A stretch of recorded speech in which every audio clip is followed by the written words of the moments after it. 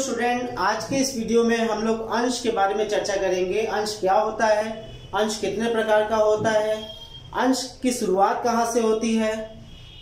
तो इन सब के बारे में चर्चा करने से पहले हमें कंपनी के बारे में जानना बहुत ही आवश्यक है। जब तक, क्योंकि कंपनी जो है अंश का सीधा संबंध, डायरेक्ट रिलेशन कंपनी से होता है, क्योंकि कंपनी में ही अंश होते हैं। तो कंपनी में अंश होते हैं, तो अगर हम कंपनी को ना जाने और डायरेक्ट उसके अंश को जाने तो ये सही नहीं होगा। इसलिए थोड़ा सा हम कंपनी पर चर्चा करेंगे, उसके बाद कंपनी से जोड़ते हुए आपको अंश को उससे रिलेट कराकर आपको एकदम आसान भाषा में मैं उसका मतलब आपको अंश को बताऊंगा, और जिसे जानने के बाद आप कभी भी उसे भूलेंगे नहीं। तो चलिए शुरू करते हैं। सबसे पहले देखिए, कंपनी क्या है, एक सवाल है, कंपनी क्या है। तो कंपनी क्या है, इसका जवाब पाने के लिए यहाँ पे देखिए मैंने कंपनी की विशेषताएं लिखी हुई हैं। ये सारी विशेषताएं हैं, लक्षण है, यही लक्षण, यही विशेषताएं कंपनी की सब कुछ है। कंपनी के बारे में कुछ भी बताना हो तो इन लक्षणों को अगर आप बता देंगे, इन विशेषताओं को अगर बता देंगे तो आपने सब कुछ बता दिया। तो जब हम खाली इस पे चर्चा कर लें तो आपको कंपनी के बारे में सारी जानकारी हो जाएगी। चलिए शुरुआत करते हैं। देखिए पहला क्या, विधान द्वारा निर्मित एक कृत्रिम व्यक्ति। यानी कंपनी क्या होता है, विधान द्वारा निर्मित होता है, यानी हम आप नहीं बनाते, कोई संस्था नहीं बनाती, कोई इंसान नहीं बनाते। कौन बनाता है, कानून, कंपनी कानून। जिस देश का जो कानून होता है, कंपनियों पे जो अप्लाई होता है, वही कानून जो है, वही न्यायालय, वही कानून उस कंपनी को बनाने का काम करते हैं, और कोई उसे बना नहीं सकता। तो सबसे पहली बात, विधान द्वारा निर्मित कंपनी क्या होती है, विधान, कानून द्वारा निर्मित होती है। और कैसा होता है, एक कृत्रिम व्यक्ति, जैसे हम आप व्यक्ति हैं, हमारे पास फिजिकल बॉडी है, हम महसूस कर सकते हैं, हम टेस्ट ले सकते हैं, हम चल सकते हैं, प्रेयर कर सकते हैं, पूजा कर सकते हैं। कंपनी भी एक कृत्रिम व्यक्ति है, उसके व्यक्ति के पहले कृत्रिम शब्द लग गया है। कृत्रिम का मतलब फिक्टिशियस, बनावटी, यानी ऐसा व्यक्ति जो व्यक्ति का काम तो करता है लेकिन उसके पास बॉडी नहीं है। मतलब कहने की ये है कि कंपनी अपने नाम से, अपने काम से सब कुछ करती है, अपने नाम से दूसरों पे दावा करती है, अपने नाम से मालों को बेचती है, अपने नाम से किसी से पेमेंट लेती है। ये सब कंपनी की मुहर से, कंपनी के नाम से, कंपनी की पहचान से ही होती है। अंतर बस इतना है कि उसके पास फिजिकल बॉडी नहीं है।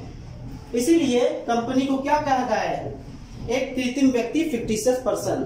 तो सबसे पहली बात, कंपनी विधान द्वारा निर्मित है, कंपनी एक कृत्रिम व्यक्ति है। दूसरा क्या है, व्यक्तियों का स्वतंत्र संघ या समूह। यानी कंपनी में कौन होते हैं, व्यक्ति होते हैं, इंसान होते हैं, और एक नहीं होते हैं, बल्कि अब तो भारत सरकार ने कंपनी कानून 2013 में एक ओपीसी 1% कंपनी भी लॉन्च कर दी है।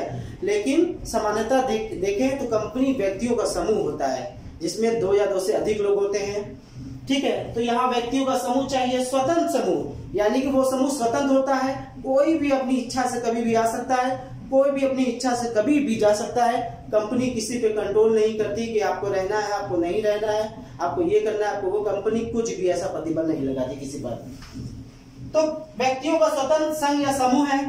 तीसरा है सीमित दायित्व। इसके पहले आपने व्यापार के बारे में पढ़ा होगा, कक्षा 11 में। एकल व्यापार होता था, साझेदारी होती थी, दोनों में असीमित दायित्व पाया जाता था। मतलब कोई भी घटना, कोई भी कंपनी में लॉस होने पर एकल व्यापार, यानी एक आदमी द्वारा व्यापार चलाया जा रहा है तो उसे अपने पास से भरना पड़ता था, अपनी निजी संपत्तियों से देना पड़ता था। वही साझेदारी में भी यही कमी पाई जाती है। लेकिन कंपनी में ऐसा नहीं होता। कंपनी में जितनी भी पूंजी लगी होती है, उन सब में जितने लोग लगे होते हैं, जितने मेंबर होते हैं, जो शेयर होल्डर होते हैं, जो कंपनी का शेयर लेके कंपनी को चलाते हैं, वो सब का दायित्व कैसा होता है, सीमित होता है। मतलब वो अपनी पूंजी तक ही जिम्मेदारी ले सकते हैं, उसके बाहर वो अपने घर से, अपनी निजी संपत्ति से या अपने किसी और जगह से व्यवस्था करके कंपनी को कुछ भी दे नहीं सकते। ये बहुत ही अच्छी बात है। इसी अच्छाई की वजह से कंपनियों में लोगों का ज्यादा विश्वास है। तीसरा, पृथक वैधानिक अस्तित्व, सेपरेट लीगल एंटिटी।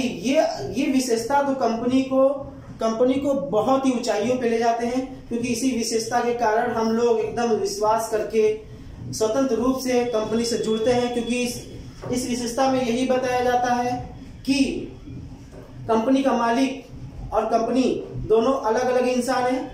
कंपनी का मालिक कंपनी में पैसा लगाता है, कंपनी उसके लगाए गए पैसों पर ब्याज देती है, रिश्ता खत्म, कोई संबंध नहीं। फिर यदि कंपनी का मालिक अगर 1 रुपया भी कंपनी से निकालता है, आहरण करता है, इस तरीके से जब कंपनी का मालिक कंपनी में पैसा लगाता है, कंपनी उसे ब्याज देती है, और जब कंपनी से उसका मालिक 1 रुपया भी आहरण करता है, पैसा निकालता है, तो कंपनी उस पर ब्याज लेती है। तो कोई संबंध नहीं होता। इसी विशेषता के कारण कंपनियों में कोई भी भ्रष्टाचार, कोई भी चोरी, या कंपनी का मालिक या कंपनी के जो नजदीकी लोग हैं वो लोग कुछ भी नहीं कर पाते हैं, क्योंकि ये विशेषता ही उन्हें रोकती है ऐसा कुछ भी करने से। यानी मालिक अपने मन से कुछ भी कंपनी में नहीं कर सकता। मालिक है।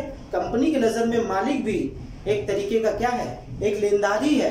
कंपनी की नजर में वो मालिक नहीं, मेरी नजर में वो मालिक हो सकता है किसी कंपनी का, चाहे बड़ी से बड़ी कंपनी हो, टाटा, बिरला, अडानी, अंबानी हो या कोई भी हो, उनका मालिक कंपनी की नजर में मालिक नहीं है, मेरी नजर में मालिक है, क्योंकि कंपनी तो उनको वैसे ही देखती है जैसे सबको देखती है। ठीक है, अब हम लोग बात करते हैं सार मुद्रा की। कंपनी में क्या होती है? सार मुद्रा। कंपनी की अपनी सील होती है, अपनी मुहर होती है, अपनी पहचान होती है। इसी पहचान से कंपनी अपने नाम से व्यापार करती है, अपने नाम से चीजों को बेचती है, अपने नाम से दूसरों पर दावा भी, न्यायालय में अगर कोर्ट कचहरी भी करना पड़े तो भी कंपनी अपने इसी मुहर से, इसी सार मुद्रा से उस पर क्लेम भी करती है। अगला है विधान द्वारा मृत्यु, यानी जैसा जन्म विधान द्वारा होता है कंपनी का, मृत्यु भी कानून द्वारा ही होता है। यानी जब तक कानून उसे खत्म नहीं कर देती फाइनली, तब तक कोई इंसान के खत्म करने से, मेरे आपके कहने से कि कंपनी आज से बंद, तो बंद नहीं होती है जब तक कानून वैधानिक रूप से पब्लिकली उसे बता न दे। अंश के लिए जनता को आमंत्रण, मतलब इस देखिए यही टॉपिक से हमें जो शेयर आपको बताना है, शेयर का मतलब क्या होता है, यही वो टॉपिक है, यही वो विशेषता है। अंश यानी कंपनियों में अंश होता है, यानी जितनी भी कंपनियां होती हैं, चाहे वो छोटी से छोटी कंपनी हो, चाहे बड़ी से बड़ी दुनिया की सबसे बड़ी कंपनी हो, कोई भी कंपनी हो, हर कंपनी में शेयर होता है, अंश होता है।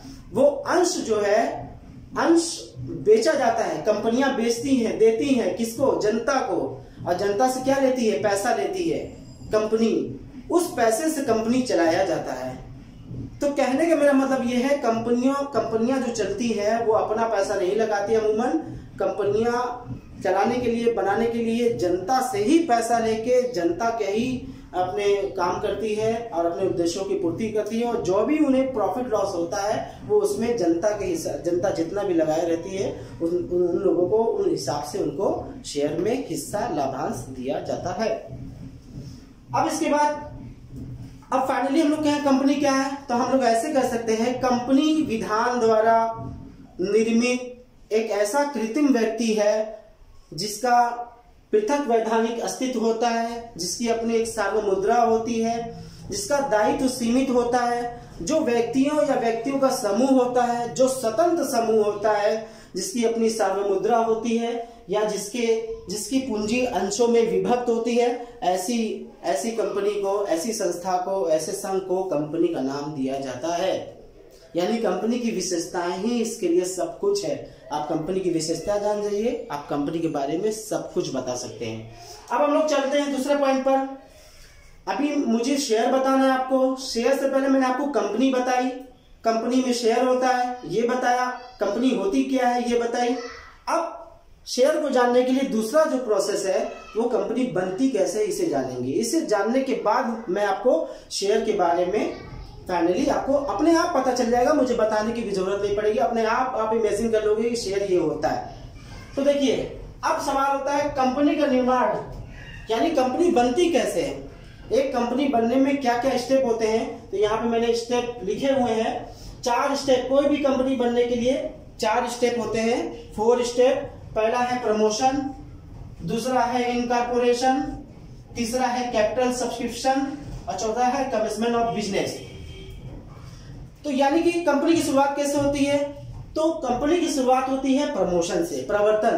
प्रवर्तन क्या है, जब किसी कंपनी को बनाने के लिए हमारे दिमाग में आइडिया आ जाए, विचार आ जाए, हम उस पर शोध करें, उस पर विचार करें, उस पर तर्क करें, वितर्क करें, सोचे समझे जाने, तब जाकर के हम फाइनली डिसाइड करें कि एक कंपनी बनानी है, तो उस प्रक्रिया को कहते हैं प्रमोशन। यानी कि प्रमोशन में फाइनली हम कंपनी के अस्तित्व को अपने दिमाग में लाते हैं। ठीक है, दूसरा है इनकॉर्पोरेशन। ये जो दूसरा स्टेज है इनकॉर्पोरेशन का, इसमें समामेलन इसे कहते हैं हिंदी में। समामेलन में हम लोग क्या करते हैं, कंपनी का आइडिया हमारे दिमाग में आ जाने के बाद कंपनी को विधिवत उसको स्टैब्लिश करने के लिए हम लोग जो भी वैधानिक औपचारिकताएं करते हैं उसमें इसमें शामिल, जिसमें रजिस्ट्रेशन भी शामिल होता है। यानी इस प्रोसेस में हम लोग रजिस्ट्रेशन का काम करते हैं। रजिस्ट्रेशन कैसे होगा, रजिस्ट्रेशन कराने के लिए कंपनी कानून 2013 में जितने रूल्स है कि आपको ये करके लाना पड़ेगा तभी मैं रजिस्ट्रेशन करूंगा, तो वो सभी रूल फॉलो को, गाइडलाइन को फॉलो किया जाता है। जैसे पार्षद सीमानियम बनाना, हर कंपनी के लिए पार्षद सीमानियम बनाना अनिवार्य है। पार्षद सीमानियम कक्षा 11 में है आपके। पार्षद सीमानियम क्या होता है, कंपनी बनने से पहले एक बुक बनाई जाती है, वैधानिक बुक होती है। उसमें कंपनी जितने लोगों, बाहरी लोगों से अनुबंध करती है, समझौता करती है, या जो भी कंपनी फॉर्मेशन के लिए, कंपनी बनाने के लिए जो भी कार्यवाही करती है, उन सारी कार्यवाहियों को उसमें पार्षद सीमानियम में लिखा जाता है। अब उसके बाद तीसरा स्टेप है कैपिटल सब्सक्रिप्शन, यानी इसमें कंपनी जब रजिस्टर्ड हो गई, अब कंपनी का सारा फोकस अंश पे आ जाता है। कंपनी शुरू कैसे हो, पूंजी होगी तब तो शुरू होगी कंपनी। पूंजी कहां से आएगी, पूंजी जनता से लेना है अंश के रूप में, अंश बेचकर, अंश देकर। तो जब पूंजी लेना है तो अब पूंजी के लिए काम करना पड़ेगा, पूंजी इकट्ठा करनी पड़ेगी, सारी व्यवस्था करनी पड़ेगी, अंश निकालना पड़ेगा, अंश का दाम रखना पड़ेगा, अंश कैसे होगा, किस प्रकार का, ये सब यानी कि कैपिटल सब्सक्रिप्शन में पूंजी पे पूरा फोकस होता है। अगला स्टेप है कमिशमेंट ऑफ बिजनेस। ये कोई स्टेप नहीं है, जैसे ही आप कैपिटल सब्सक्रिप्शन स्टेज पूरा करते हैं ऑटोमेटिकली आपको एक सर्टिफिकेट मिल जाता है कंपनी कानून 2013 की तरफ से कि आपका कंपनी आज से विधिवत शुरू। अब तक बच्चों आपने जाना कंपनी क्या है, और आपने ये भी जाना कि कंपनी में शेयर होता है, अंश होता है, यानी कंपनी जो भी पूंजी इकट्ठा करती है वो जनता से इकट्ठा करती है शेयर के रूप में। तो आपने ये भी जाना कंपनी कैसे बनती है, 4 स्टेप मैंने अभी बताया। अब मैं आपको बताने वाला हूँ शेयर के बारे में, शेयर होता क्या है। तो शेयर को पता करने के लिए आप ये जानिए, देखिए जो दूसरा स्टेप है इनकॉर्पोरेशन का, इसमें मैंने बताया कि रजिस्ट्रेशन होता है। तो रजिस्ट्रेशन होता है, तो रजिस्ट्रेशन में होने के लिए 2 बुक्स बनाई जाती है, एक मेमोरेंडम ऑफ एसोसिएशन जिसे पार्षद सीमानियम हिंदी में कहते हैं, एक मेमोरेंडम ऑफ आर्टिकल जिसे अंतर नियम कहते हैं। ये अंतर नियम जो है कंपनी चलाने का नियम होता है, कंपनी कैसे चलेगी ये इंटरनल मामला होता है कंपनी का। लेकिन जो पार्षद सीमानियम होता है वो कंपनी के रजिस्ट्रेशन के समय बहुत ही अनिवार्य है, वो अनिवार्य है, उसे बिना बनाए कंपनी बना ही नहीं सकते। तो कंपनी बनाने के लिए पार्षद सीमानियम चाहिए। पार्षद सीमानियम में ही अंश के बारे में जिक्र होता है। तो अंश का जिक्र ऐसे होता है कि पार्षद सीमानियम जब हम बनाते हैं, कंपनियां बनाती हैं, तो कंपनी के जो रजिस्ट्रार होते हैं, जो रजिस्टर्ड करते हैं, या जो लीगल लोग होते हैं कंपनियों में जो रजिस्ट्रेशन का काम करते हैं, या जो संबंधित अधिकारी होते हैं, तो वो पूछते हैं कि आपकी कंपनी कितने रुपए से शुरू होगी, यानी आपकी कंपनी में कुल कितने रुपए की पूंजी रहेगी, यानी आपकी कंपनी जीवन भर कितने रुपए में काम करेगी। उस पूंजी को कहते हैं ऑथराइज्ड कैपिटल, ऑथोराइज्ड कैपिटल। जिस पूंजी से कंपनी का रजिस्ट्रेशन होता है, जिस पूंजी से कंपनी रजिस्टर्ड होती है, उस पूंजी को कहते हैं अधिकृत पूंजी, ऑथराइज्ड कैपिटल। अब ये कैपिटल की चर्चा मैं क्यों कर रहा हूं, क्योंकि इसी कैपिटल से अब अंश बनेगा। ये कैपिटल क्या होती है, ये कैपिटल जब भी कोई कंपनी बनती है तो बताना पड़ता है रजिस्ट्रेशन के समय। ये कैपिटल ऐसी कैपिटल होती है जिसे पार्षद सीमानियम में लिखना पड़ता है, मेमोरेंडम ऑफ एसोसिएशन में लिखना पड़ता है। ठीक है, लिखने के बाद आपको बताना पड़ेगा कि आपकी कंपनी कितने रुपए से स्टार्ट होगी। सपोज दैट आपने बता दिया कि मेरी कंपनी 1 लाख रुपए से स्टार्ट होगी। 1 लाख यानी आपकी कंपनी शुरू कितने से हुई, 1 लाख। क्या पैसा आपके पास है, नहीं है। क्या पैसा आपने दिया, नहीं दिया। क्या पैसा किसी से आपने लिया, नहीं लिया, खाली बता दिया, जिससे क्या हो गया, कंपनी का रजिस्ट्रेशन हो गया। तो उस कैपिटल को कहते हैं, उस पूंजी को कहते हैं अधिकृत पूंजी, ऑथराइज्ड कैपिटल। इसे नॉमिनल कैपिटल भी कहते हैं। नॉमिनल क्यों कहते हैं, क्योंकि नॉमिनल होता है, इसका कोई मतलब नहीं होता है। मतलब बस बताना होता है, मतलब तो बहुत होता है लेकिन बताना होता है। खैर, तो 1 लाख रुपए से कंपनी की स्टार्टिंग हो गई। अब ये 1 लाख कंपनी को इकट्ठा करना है। देखिए शेयर कहां से कहां आ गया, कंपनी बताया, कंपनी की निर्माण की प्रक्रियाएं बताई, निर्माण की प्रक्रिया में ही रजिस्ट्रेशन का काम बताया, रजिस्ट्रेशन के काम में ही पूंजी की बात की, रजिस्टर्ड कैपिटल, जिस पूंजी से कंपनी का रजिस्ट्रेशन होता है, वही कैपिटल अब क्या बनेगा, अंश। ये है अंश का सिस्टम। तो अब देखिए कैसे, अभी अधूरा है, अभी हम पूरा जानेंगे। तो देखिए कंपनी ने बता दिया कि मेरी कैपिटल जो है कितनी होगी, 1 लाख, यानी कि हम लाइफ टाइम, कोई कंपनी है 1 लाख में काम करेगी, यानी जीवन भर उसके कंपनी में 1 लाख रुपया हमेशा रहेगा। जैसे जैसे वो लाभ कमाती जाएगी वैसे वैसे पूंजी और भी उसकी क्षमता और भी वो मजबूत होती जाएगी, वो बात अलग है। लेकिन 1 लाख रुपए पूंजी के नाम पे कितना होगी, 1 लाख। अब देखिए कंपनी यहाँ क्या करेगी, 1 लाख तो कंपनी ने बता दिया, अब 1 लाख जुटाना है, किससे, जनता से। कैसे जुटाएगी, कंपनी इसी 1 लाख को टुकड़ों में बांट देगी, छोटे छोटे टुकड़ों में, यानी 1 लाख जो इकट्ठा पूंजी है उसे छोटी छोटी राशियों में, छोटे छोटे भागों में विभाजित कर देगी। कैसे करेगी, तो इसको करने के लिए पहले कंपनी को यह तय करना पड़ेगा कि आपकी कंपनी में जो शेयर है, अंश है, वो कितने का होगा। तो एक शेयर का दाम कुछ कंपनियों में 10 रुपए होते हैं, कुछ कंपनियों में 100 रुपए, यानी एक शेयर अगर आप लेते हैं तो ये आपको 10 रुपए पेड करने पड़ेंगे, क्या तो आपको 100 रुपए पेड करने पड़ेंगे। तो देखिए अगर सपोज देख कंपनी ने अपनी कंपनी का शेयर का मूल्य 100 रुपए रखा है, तो 100 रुपया अगर कंपनी रखेगी अपने शेयर का मूल्य, तो अब क्या होगा, कंपनी इसी 1 लाख में 100 का डिवाइड कर देगी। तो 100 का डिवाइड करने से ये 1 लाख बन जाएगा 1000 अंश। ये देखिए, यानी ये 1 लाख जो पूंजी थी ही नहीं, बस बताया था, वो पूंजी अब डिवाइड हो गई 1000 टुकड़ों में, और एक टुकड़े की कीमत कितनी है, 100 रुपए। 1000 टुकड़े और एक टुकड़े की कीमत 100 रुपए।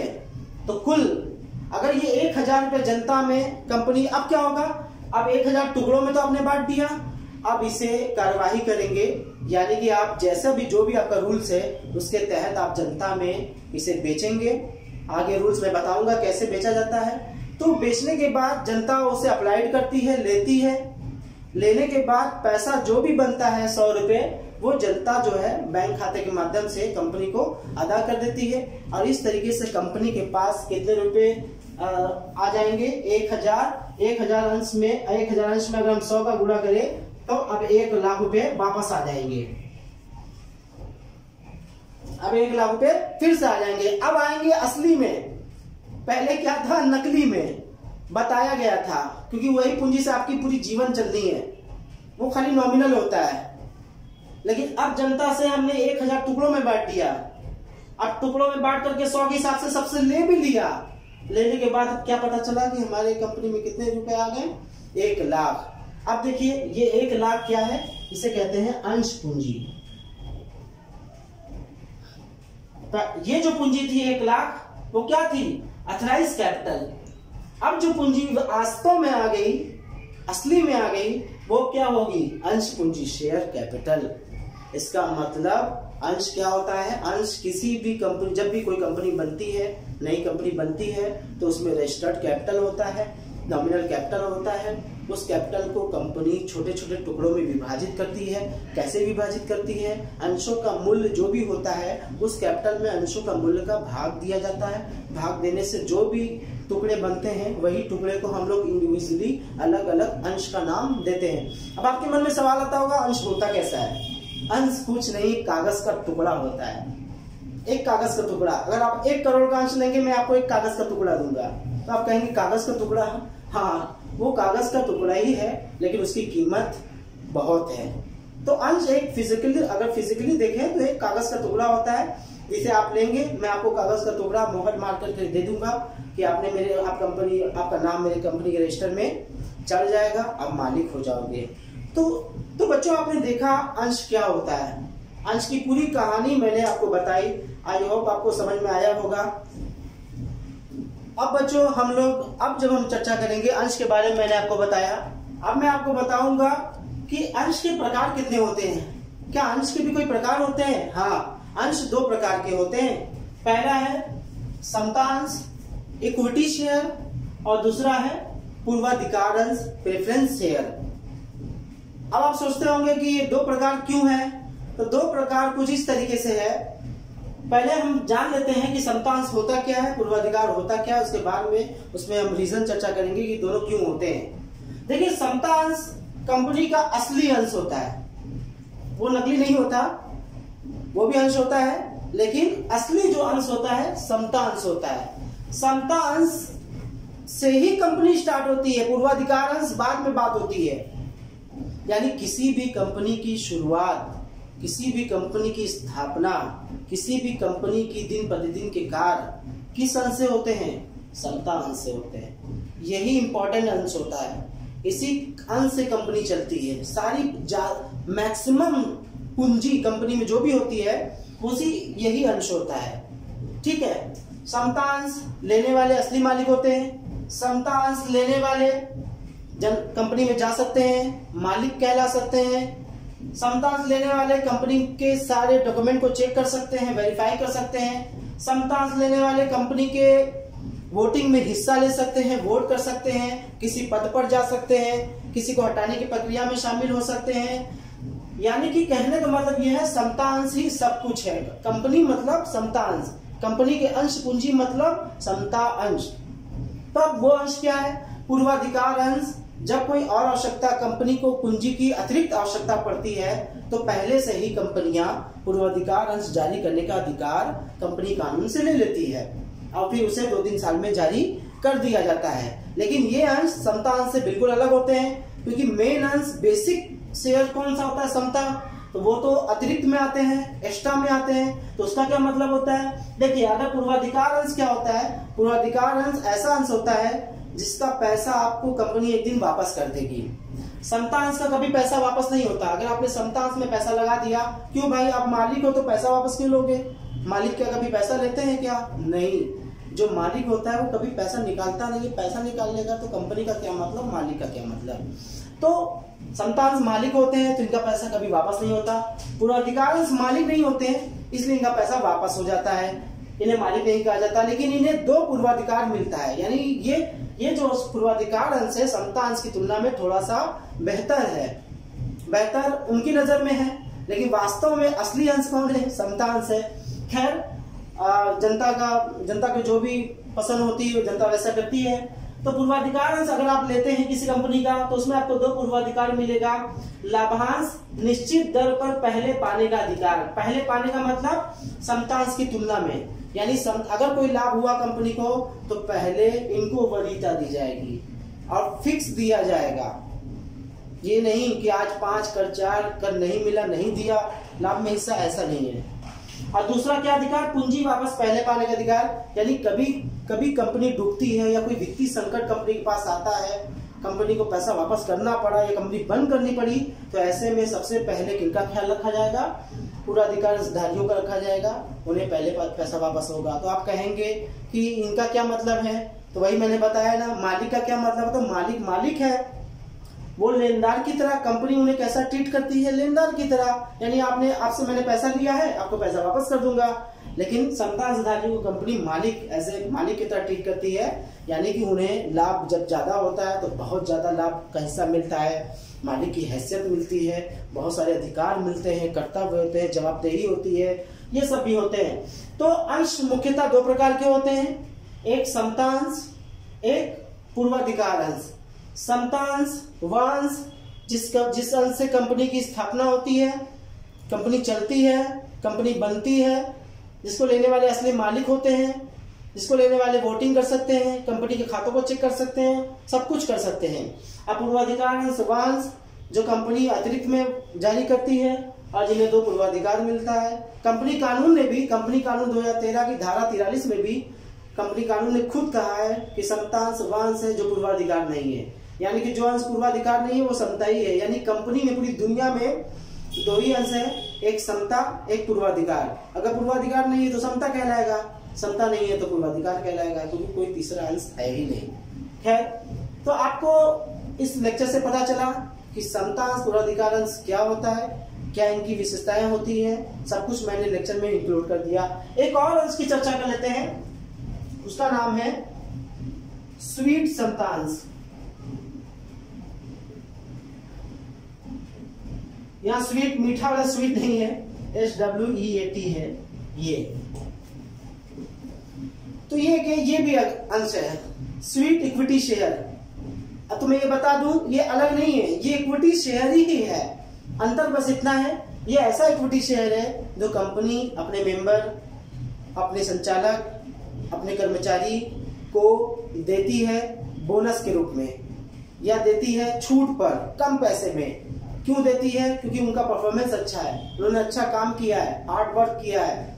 इन सब के प्रतिफल में कंपनी स्वीट समता अंश अपने ही कर्मचारियों को, संचालकों को, मैनेजर को प्रोवाइड करती है बहुत ही कम दाम पर। उनसे पैसे भी नहीं लेती। मैं ये बता दूं, कंपनियां शेयर बेच के पैसा लेती है, लेकिन ये शेयर बेच के पैसा नहीं लेती है। उनको कुछ और उनकी परफॉर्मेंस के आधार पे प्रतिफल, एक इनाम के तौर पे वो दिया जाता है, तो उसे कहते हैं स्वीट समता अंश। तो आपने जाना अंश दो प्रकार का होता है, समता अंश, पूर्वाधिकार अंश। अब उसके बारे में हम लोग आगे चर्चा करेंगे। अब बच्चों हम लोग बात करेंगे अंश के लेखांकन की। अंश का लेखांकन कैसे होता है?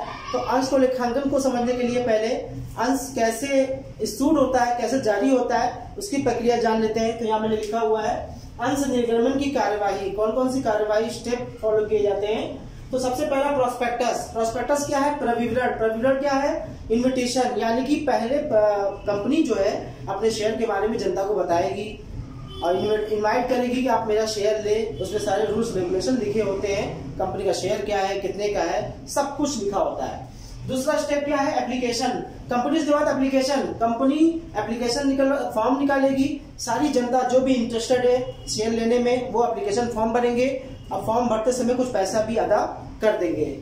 तीसरा स्टेप है अलॉटमेंट। अलॉटमेंट में क्या है? आवंटन, यानी कि जब कंपनी को पता चल जाएगा कि इन आदमियों ने, इन इंसानों ने, व्यक्तियों ने मेरे शेयर को लिया हुआ है, तब कंपनी क्या करेगी? उनको फाइनली शेयर का सर्टिफिकेट जो है हैंडओवर करेगी, यानी अंशों का आवंटन करेगी।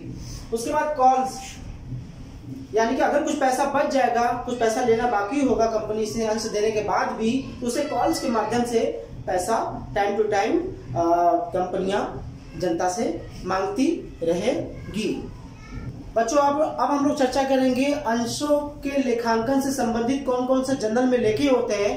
तो लेखे करने से पहले मैंने आपको बताया था कि प्रोसेस होता है। देखिए होता क्या है कि एक कंपनी का अगर अंशों का मूल्य 100 रुपए है तो कंपनी इकट्ठा 100 रुपए नहीं मांगती है। कंपनी के कई प्रोसेस होते हैं। पहला प्रोसेस होता है एप्लीकेशन। एप्लीकेशन पे कुछ पैसा मांग लिया जाता है, वो मैक्सिमम पूरे पैसे भी, पूरे 100 रुपए भी हो सकते हैं, वो कंपनी के ऊपर है। एप्लीकेशन के बाद कुछ पैसा शेयर बांटते समय मांगा जाता है। कुछ जो बच जाता है बैलेंस अमाउंट, उसे कॉल्स के माध्यम से, first call, second call, final call के माध्यम से मांग लिया जाता है। तो अमूमन application, allotment, first call, second and last call यही देखे जाते हैं।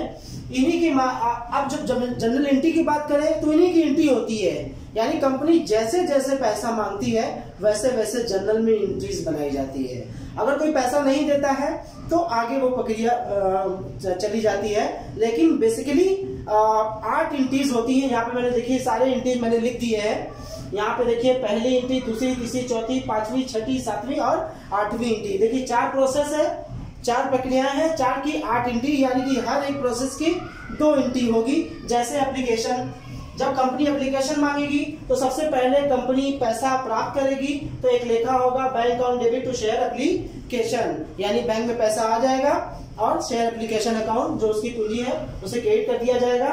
अब उसके बाद शेयर दूसरी जो एंट्री होगी वो एंट्री हमें ऑटोमेटिकली बनानी है, वो मांगने की है, या ये कह लीजिए एप्लीकेशन के पैसे को शेयर कैपिटल में, अंश पूंजी में ट्रांसफर करना पड़ता है। उसके लिए एंट्री बनाई जाती है ताकि कैपिटल मेंटेन हो सके, उसे बैलेंस शीट में हम शो कर सके।